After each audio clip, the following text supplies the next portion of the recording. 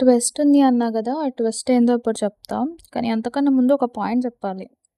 That పైసా ఇదంతా నాకు తెలవదు. కానీ ఆ టైంలో ఈ పైసా ఇవన్నీ ఏం లేకుండే. ఏమున్నా ప్రేమలతో నడిచింది. ఒకరికొకరు సపోర్ట్ ఇది అవసరం, అది అవసరం అనే ఉంది. బట్ నవ్ ఈ జనరేషన్ మాట్లాడుకుంటే everything runs behind money. Money talks అనమాట. ఇదెందుకు చెప్పినానంటే అప్పుడు సిట్యుయేషన్‌లో వాళ్ళ నానమ్మ అట్లా ఉండే. వాళ్ళ అమ్మమ్మ వాళ్ళ సైడ్ నుంచి గానీ, వీళ్ళకి ఎట్లాంటి ప్రాబ్లమ్ లేకుండే. వాళ్ళ తాత, వాళ్ళ అమ్మమ్మ మంచి సపోర్ట్ ఇచ్చినారు. ఫైనాన్షియల్‌గా గానీ, ఎకనామికల్‌గా గానీ ఎవ్రీథింగ్ మంచి సపోర్ట్ ఇచ్చినారు. కానీ వాళ్ళ నానమ్మ వీళ్ళనే నచ్చకపోతుండే. ఏ విషయంలోనైనా వీళ్ళని కొంచెం డిఫరెంట్‌గా చూస్తుండే.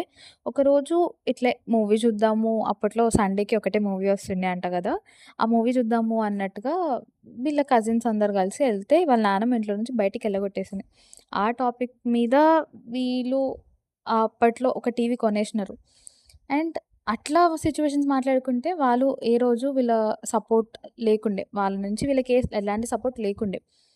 ఊర్లో నుంచి సమ్ గొడవలవుతే వీళ్ళని వెలేసినప్పుడు కూడా వాళ్ళ నానమ్మ వాళ్ళు వీళ్ళకి ఎలాంటి సపోర్ట్ ఇవ్వలే. సో, ఇట్లాంటివి తను అప్పటినుంచే చూసింది.